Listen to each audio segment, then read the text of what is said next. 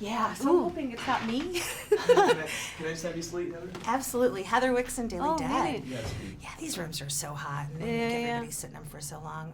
But congratulations on this film. I've been a big fan of this franchise for a long time, and I mentioned to Kate how cool it was to sort of see a female director come in and be able to be a part of this sort of mythology and this story, because Celine is very powerful, and it's kind of cool to see women represented behind the camera as well. Was that sort of a draw for you too, coming into this, just being able to play around in this playground and kind of get to be a part of Celine's story? Yeah, I mean, I think it was definitely a draw.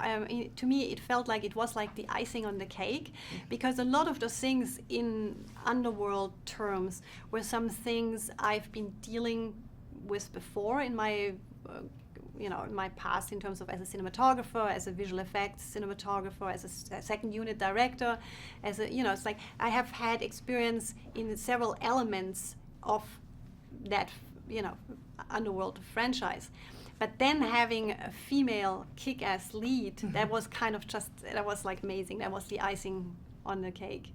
I was going to ask because I know you've done a lot with television, and there's a lot of shows that you've contributed to that I watch, and you get the benefit of having this long-form storytelling. And what's really cool about Underworld is that very much these movies are interlocked with each other, and it is long-form storytelling. Do you feel like your TV background sort of lent itself to how these movies are, and did it benefit you in terms of how you approach this story because you knew that there's this overarching thing? Yes, absolutely, and I do think it's really important to keep that in mind, that a franchise like this is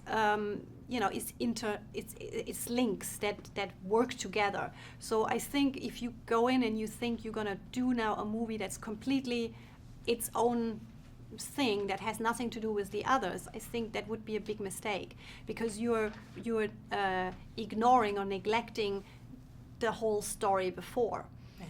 So I think what you're saying is absolutely right. There is a big parallel with the way it happens in television, where you have a certain characters, certain stories, certain parameters, certain rules are there.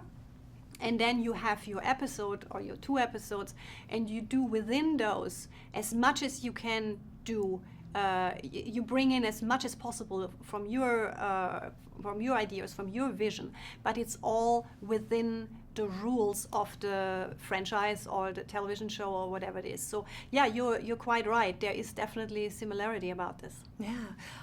One thing I got to mention to Theo was that I love the fact that you sort of brought back this like sort of swashbuckling action to this, which I thought was really fun. Like the guns are cool and the jumping around is cool, but I just loved sort of the sword play and everything like that.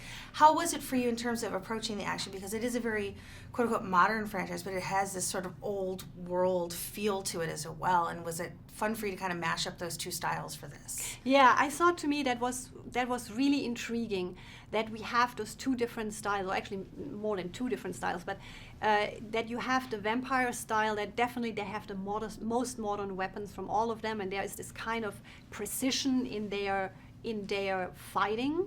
And then you have what happens in the north, which is obviously people that have refrained from fighting. They went away for not fighting, and they haven't fought for like hundreds of years. So their style of fighting is exactly there hundreds of years ago.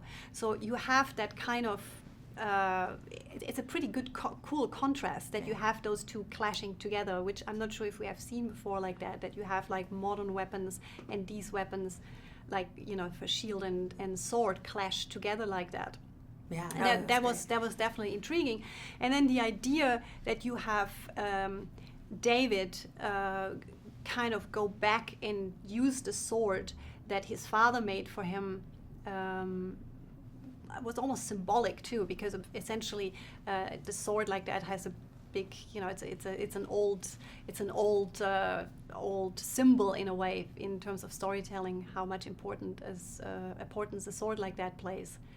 But yeah, to me the different styles of fighting were super exciting, and mixing them even more, it got interesting sometimes shooting, because you ask yourself questions like, how does that work? Like, what happens if bullets hit shields? And, it's that kind of stuff. It's like you get into technical stuff. Yeah. But the idea to me was very important to mix that. Excellent. Because we should not forget that the story of vampires and lichens is supposed to be age old.